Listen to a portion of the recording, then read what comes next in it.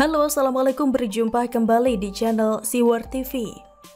PSI skakmat Haji Lulung yang membela Anies, ditulis oleh Syardi. Giring Ganesha, PLT Ketum PSI, dalam sebuah video di akun Twitter PSI menuding Anies menggunakan APBD DKI untuk kepentingan Pilpres 2024, salah satunya terkait dengan Formula E. Pura-pura peduli adalah kebohongan Anies Baswedan di tengah pandemi dan penderitaan banyak orang. Rekam jejak pembohong ini harus kita ingat sebagai bahan pertimbangan saat pemilihan nanti di 2024. Jangan sampai Indonesia jatuh ke tangan pembohong. Jangan sampai Indonesia jatuh ke tangan Anies Baswedan, ucapnya. Ternyata Haji Lulung, orang ini belakangan selalu muncul tiba-tiba membela Anies dan tidak rela Anies dituding seperti itu. Bicara bohong dia, giring. Evaluasilah siapa yang banyak bohong. Itu yang pertama. Yang kedua, bohong apa? Jelasin dong bohongnya apa, kata Haji Lulung. Terus dia juga mau mencalonkan jadi capres. Giring mau mencalonkan. Ya orang pertama saya gak pilih dia. Orang kagak bisa apa-apa. Anies dibilang tukang bohong. Tukang bohong dari mana? Jangan terlalu tendensius lah, katanya lagi. Haji Lulung kayaknya kurang update berita, atau mungkin terlalu banyak bertapa sehingga tidak tahu kondisi di lapangan. Orang awam juga tahu janji Anies banyak yang pahit tapi manis di luar. Rumah DP 0 rupiah dan naturalisasi sungai. Dua itu sudah cukup untuk menilai apakah Anies jujur atau bohong dengan janjinya. Setelah Giring disindir Haji Lulung, PSI tidak tinggal diam dan balas balik. Masalah Haji Lulung tidak mau milih Giring kalau nyapres, bagi kami tidak masalah, karena beberapa kali pilpres yang dipilih Haji Lulung juga nggak jadi, kata jubir PSI Nanang Priyo Utomo. Hahaha, nyindir pedas nih ceritanya.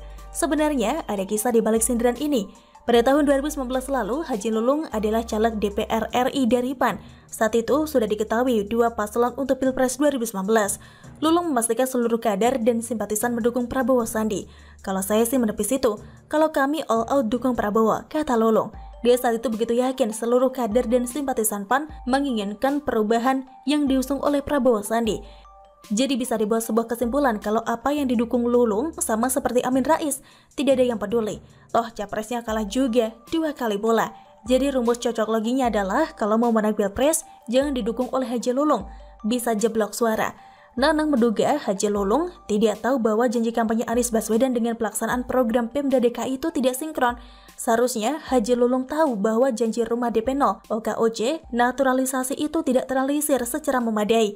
Tapi Formula E malah mendapat dana ratusan miliar, tidak perlu sampai harus diingatkan oleh seorang Giring Ganesha, kata Nanang. Ketua DPP PSI Samara Amani juga ikut membela. Dia menyebut Haji Lulung keluar dari konteks. Saya kira Haji Lulung ini keluar dari konteks pernyataan yang disampaikan Bro Giring. Fokusnya akan pada persoalan bahwa Pak Anies ini minim prestasi dan banyak masalah, kata Samara. Permasalahan yang paling jelas misalnya Formula E yang menghabiskan uang triliunan rupiah di masa pandemi dan Pak Anies tidak mau buka suara untuk bertanggung jawab perkara ini. Janganlah Haji Lulung ini ad hominem, tidak baik, fokus pada substansi. Kalau tidak bisa fokus pada substansi, saya anggap memang yang dinyatakan Bro Giring itu benar, katanya lagi.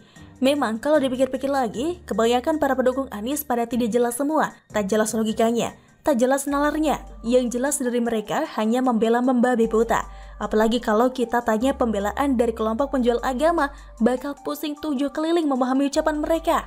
Saya setuju dengan ucapan seseorang yang mengatakan bahwa apa yang dikatakan Giring bukan penyebaran kebencian, melainkan pengungkapan kebenaran, sekaligus sebagai pendidikan politik kepada rakyat agar benar-benar cermat memilih pemimpin. Cermat itu kuncinya. Dulu banyak yang memilih secara membabi buta karena ketakutan ketinggalan kereta atau tidak dapat sertifikat kafling surga dan diancam tidak disolatkan. Ini harus dihentikan. Jangan lagi percaya dengan siapapun yang terlibat dalam praktik kotor seperti itu. Setuju tidak? Bagaimana menurut Anda? Silahkan tulis komen Anda di kolom komentar. Jangan lupa untuk like, subscribe, dan share. Siwar TV pamit, sampai jumpa. Wassalamualaikum warahmatullahi wabarakatuh.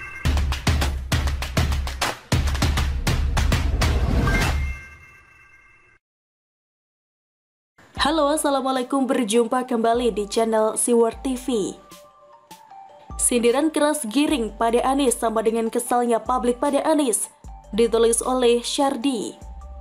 PLT Ketum PSI Giring Ganesha tanpa disangka-sangka melakukan serangan telak kepada Anies. Giring menuding Anies pembohong, pura-pura peduli dengan masyarakat yang menderita akibat pandemi COVID-19. Hal itu dikaitkan dengan Formula E. Oleh karena itu, dia berharap jangan sampai Indonesia jatuh ke tangan Anies. Gubernur Anies Baswedan bukanlah sebuah contoh orang yang bisa mengatasi krisis. Indikator utama dalam menilai kegagalan Gubernur Anies Baswedan adalah melihat bagaimana cara Gubernur DKI Jakarta membelanjakan uang rakyat selama pandemi, kata Giring. Giring kemudian menuding APBD DKI Jakarta yang begitu besar dibelanjakan Anies untuk kepentingan sebagai calon presiden 2024. Anies dinilai mengabaikan desakan masyarakat untuk membatalkan rencana balapan mobil Formula E. Uang bukan dan jaminan bank bagi penyelenggaraan balap mobil Formula E dibayar Anies pada saat pemerintah secara resmi mengumumkan negara dalam keadaan darurat karena pandemi COVID-19. Uang rakyat sebanyak itu dihabiskan oleh Gubernur Anies Baswedan di tengah perindahan rakyat yang sakit, meninggal dan hidupnya susah karena pandemi, kata Giring. Uang 1 triliun rupiah dia keluarkan padahal rakyat telantar tidak masuk rumah sakit yang penuh, rakyat kesulitan makan karena kehilangan pekerjaan, katanya. Dia juga menyebut Anies pernah menyerah dan tidak bisa mengatasi situasi, tidak ada dana untuk mengatasi pandemi dan meminta pemerintah pusat mengambil alih penanganan. Pura-pura peduli adalah kebohongan Anies Baswedan di tengah pandemi dan penderitaan orang banyak. Rekam jejak pembohong ini harus kita ingat sebagai bahan pertimbangan saat pemilihan nanti di 2024. Jangan sampai Indonesia jatuh ke tangan pembohong, jangan sampai Indonesia jatuh ke tangan Anies Baswedan, katanya. Ini komentar dari saya. Sebagai seorang ketua umum partai, untuk sementara waktu rasanya ini terlalu frontal. Biasanya jarang ada pemimpin partai yang menyerang pihak lain dengan skala yang sangat pedas, kecuali dua partai tukang nyenyir itu. Kalau menurut saya, ada cara lain yang lebih baik dalam menyerang Anies, yaitu tunjukkan segala kegagalannya atau target janji yang tidak tercapai. Dengan begitu publik sudah bisa menilai bagaimana sosok Anies ini. Tapi kalau dikaitkan dengan Formula E atau melihat kinerja Anies yang kacau balau selama menjabat, maka pernyataan Giring tidak salah dan mungkin bisa dimaklumi. Saya yakin statement ini juga merupakan ungkapan kekesalan banyak orang kepada Anies, dan itu tersampaikan oleh Giring yang kebetulan diekspos oleh media sehingga menjadi heboh. Kalau orang biasa yang teriak, mana ada yang peduli kan? Memang benar kalau sampai negara ini dipimpin oleh Anies yang kurang transparan, suka memboroskan anggaran untuk proyek kelebihan bayar, suka janji bombastis, lalu kemudian dikurangi targetnya, didukung pula oleh kelompok pengacau berkedok agama, maka semuanya jadi komplit efeknya. Kalau kalian paham sepak terjangnya sejak menjadi menteri, pasti tahu sudah berapa kali ada indikasi pemborosan yang sangat luar biasa. Kira-kira kalau menjadi pemimpin nomor 1 di negeri ini, berapa besar pemborosan yang berpotensi terjadi? Saya tidak bisa membayangkan itu.